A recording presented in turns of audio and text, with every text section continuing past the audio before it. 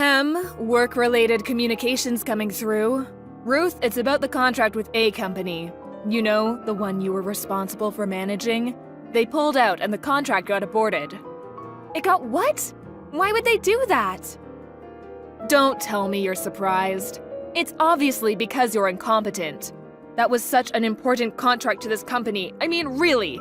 Talk about the mother of all screw-ups. How do you plan on taking responsibility? Kimberly, I'm really sorry, but I need to make this clear. I was in charge of that project and responsible for all communications between our company and that client. There hasn't even been so much as a hint of a problem until now. Why would they pull out all of a sudden? Listen, Ruth. I've been holding back so as not to upset you. But shall I just come out with it? Not to upset me? What is this, kindergarten?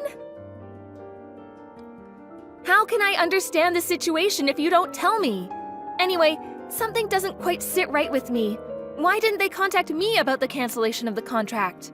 Why you, when you never had anything to do with that project to begin with?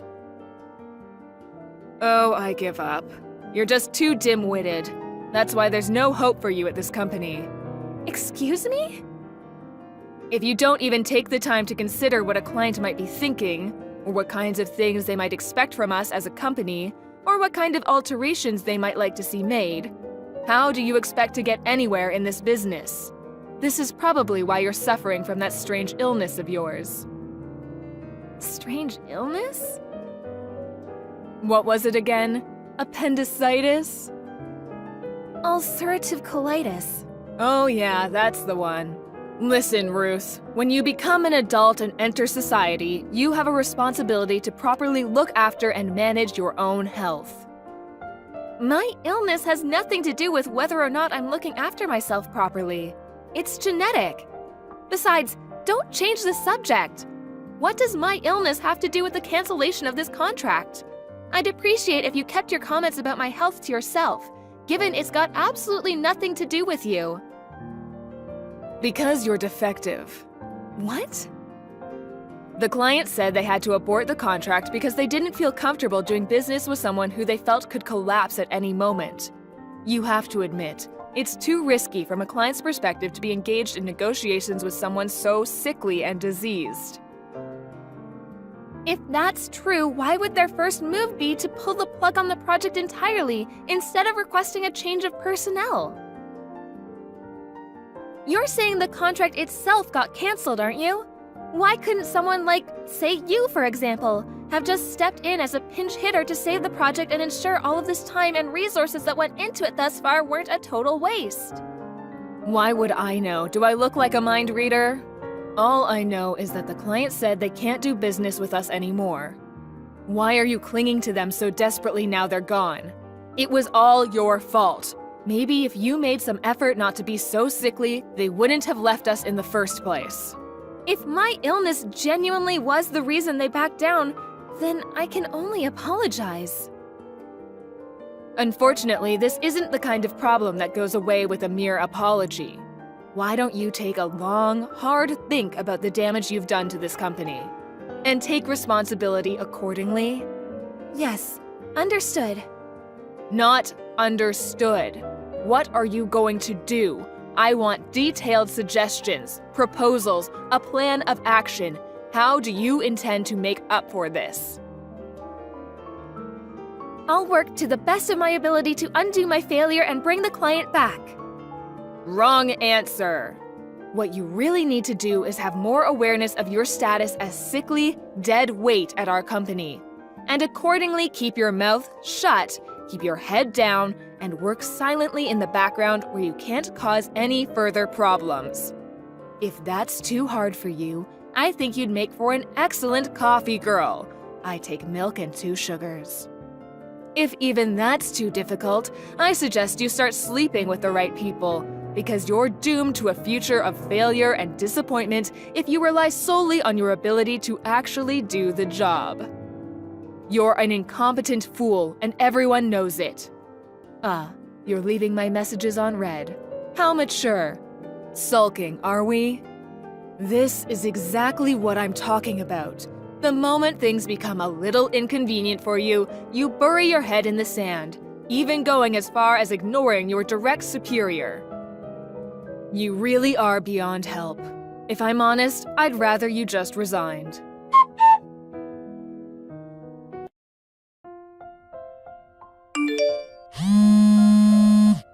Good morning, Kimberly. I'm in the middle of a job right now, so I can't talk on the phone. Can I help you with something? Wait, shouldn't you be in the office already? How dare you? Do not screw me around, Ruth. What lies have you been filling the boss's head with? What do you mean? Lies? Don't play dumb. I know exactly what you did. When I pulled into the car park and tried entering the staff door like usual, the company president was stood there blocking my way. He told me never to show my face at work again. No, he didn't just tell me, he yelled until he had goddamn steam coming out of his ears. Oh, wow, that sounds rough. I did hear the boss can be a bit passionate at times. That's probably the reason he was able to build such a successful company, though. I don't give a damn about that. All I can think of is that you went up and said something to him. Why else would he fire me? What did you do? Tell me. I didn't do anything at all. All I did was head out this morning to apologize for losing the contract you told me about. What? Think about it. If a project collapses and it's your fault, don't you think offering a sincere apology and requesting the decision be reconsidered after promising to do better is the right and reasonable thing to do? That wasn't just my project after all. People from various departments were involved, and lots of hopes and dreams were pinned on it. Huh? You went to see the client directly? That's right. I swallowed my pride, got down on my knees, and apologized. Their project manager rushed out immediately when he saw what was going on, and explained the situation to me in minute detail. Everything, Ruth. I know. You tried stealing that contract from me, didn't you? You lurked in wait for Mr. Grant, the project manager, in the office car park, and waited until he finished his meeting. Then, when he got out, you basically forced him to go to dinner with you. You did nothing but badmouth me at the restaurant. Then, when you thought you'd trashed his opinion of me, you started trying to convince him of what a talented and reliable employee you are, Mo. Have you no shame? Then, to top it all off, you invited him to stay the night at a hotel with you. He described his feelings at the time of a complex mixture of shock, disgust, and terror. Being so desperate to go home at that point that he'd do anything to get away from you, but at the same time wanting to avoid handing you the project at all costs. He did the only thing he could think of and proposed aborting the contract entirely. Here's the key point though, he didn't actually want to. But you, feeling you had the ammunition you needed, launched your full frontal assault on me and came up with whatever lies it took to have me held responsible. Even putting it mildly, you're a disgrace. Don't worry though, I already told the section manager everything. Based on what you just told me, it seems like word of what you did made its way into conversation with the president. Why, you little... You really shouldn't have done that. Mark my words, you won't get away with this. I'll make you regret it if it's the last thing I do. Prepare yourself, Ruth. There is a storm coming. Do what you like. Just make sure you don't do anything to cause any further trouble for the company. You might have been fired, but this company's done a lot for you, so I hope you've at least got the decency to spare them the nuance of your little revenge campaign.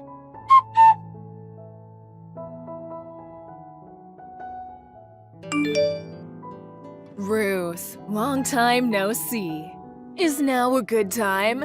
I have some news for you. What? You're gonna love this. Wait for it. I got married! Oh, that's nice. Congrats. I'm the happiest I've ever been. Listen, Ruth, I've been doing some thinking and I feel so guilty about the trouble I've caused you. I just wanted to take this opportunity to apologize. Oh. If it's about the contract, don't worry. I'm already over it. No, not that. Something else. I stole your fiancé.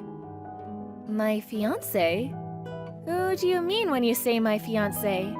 I'm not engaged to anyone. I've been happily married for a long time. WTF?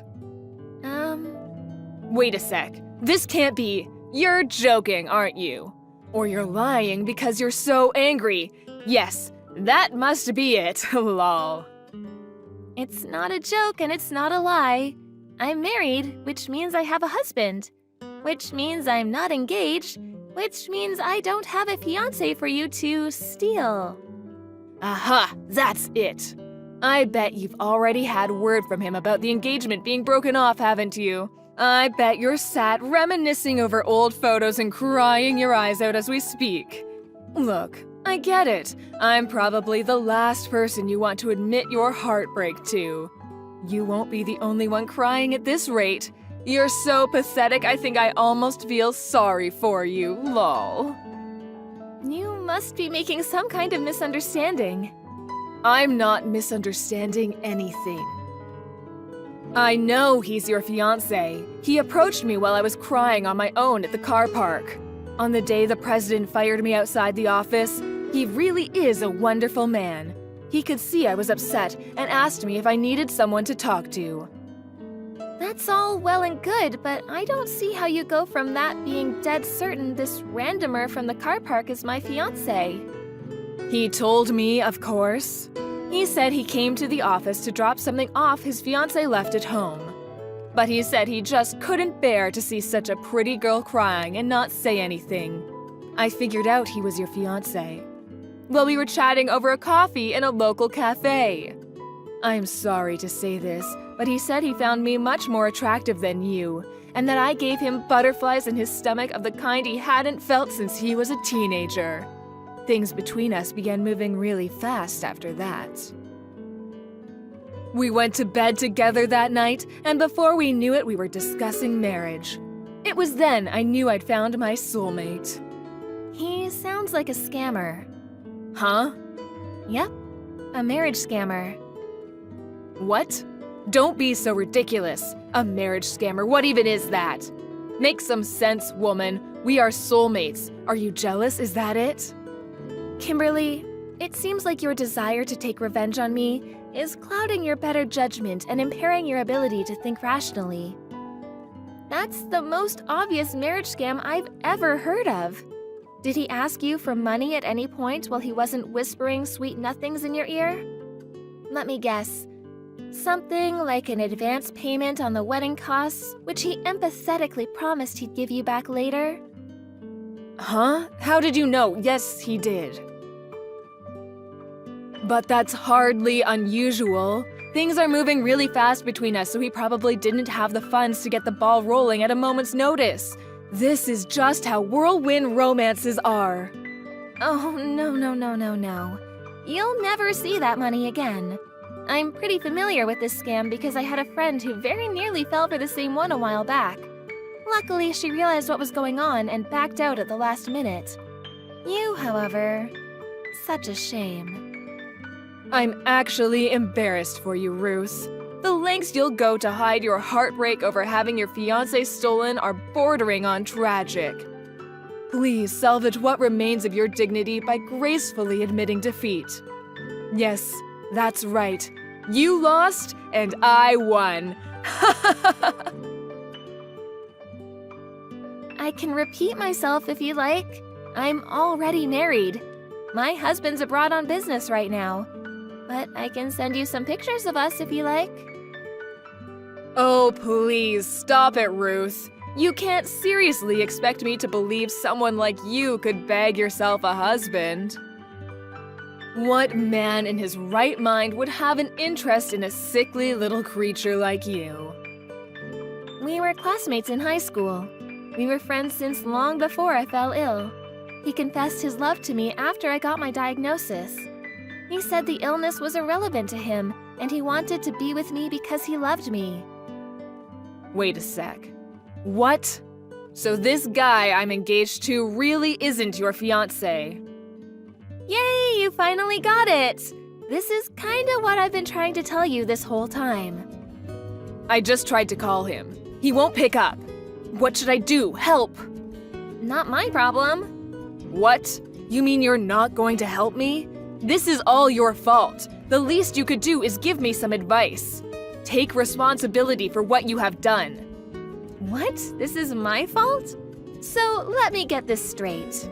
First, you tried to steal my contract back when you still had a job and failed miserably. Then, you tried to steal my fiancé, assumed, and failed miserably once again. Is that a fair summary? To top it all off, suddenly I'm the one who's responsible somehow? Really gets the neurons firing. Would you mind explaining which part exactly is my fault? I'm drawing blanks here. Don't twist the facts.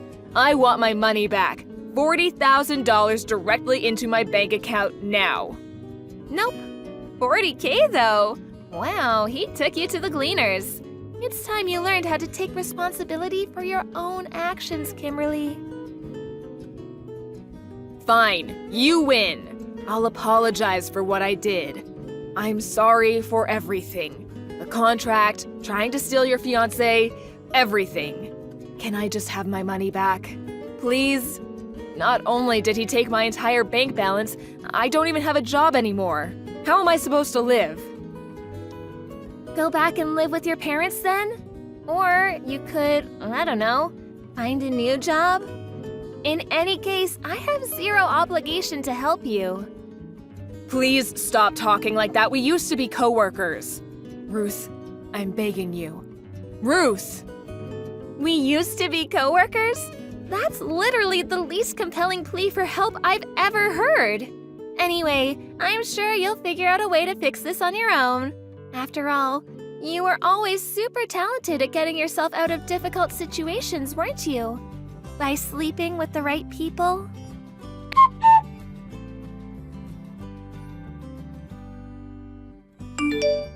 After that, Kimberly started showing up outside the company office every day, lurking behind cars until I clocked off, at which point she would jump out yelling expletives and harass me relentlessly. However, she was eventually spotted by our notoriously passionate and at times hot-headed company president. He reported her to the police, who came down immediately and bundled her into the back of a car. Apparently, her spirit was so crushed when hit with the reality of what her life had become, she broke down in tears in the police car and was inconsolable by the time she reached the station.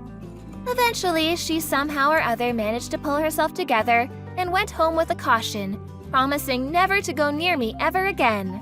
However, sources tell me she's still vigilantly watching and waiting, biding her time until another opportunity to take her revenge on me presents itself. Rumor has it she's applying for jobs with every one of our competitor companies and hopes to somehow leverage that as her angle to teach me the lesson she's convinced I deserve. The irony is, if she'd just reflect on her own actions for a moment, she could learn the lesson she needs to learn. Let go of her hatred and move on with her life. Will she? I'm not holding my breath. Anyway, in more important news, I found out I was pregnant last month. I left the company when I got the news and decided to move abroad to be a stay-at-home housewife for my husband, so the whole thing with Kimberly is as good as ancient history to me now. I'm just praying I'm not unfortunate to bump into her in the street before my flight.